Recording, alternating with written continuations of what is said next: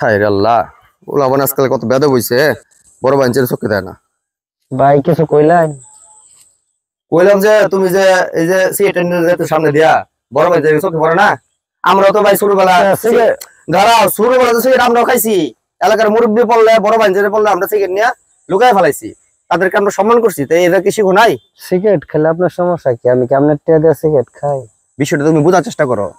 তুমি যদি আমাকে সম্মান না করো, তাহলে তোমার যে ছোট বেসের যে যারা আছে তারা তো তোমাকে সম্মান করবে না, তোমার কাছে তো শিখবে, তাই না? আমরা যেটা করবো ছোট সেটাই শিখবে। এই জিনিসটা মাথায় রাখবো সবসময়। আমরা তো ছোটবেলা থেকে বড় হয়েছি, ছোটবেলাতে আমরা সিট খাইছি, কিন্তু লুকায় লুকায় খাইছি। মানুষ বড় বাইচের সামনে আসছে, আমরা লুকায় ফেলাইছি। কিন্তু এখন কি যুগে আসলাম, কোথায় আসলাম? এটা হইলো? ভাই আপনি ঠিকই কইছেন, সরি আমার ভুল হয়েছে ভাই, নেক্সট টাইম আর এটা হবে না।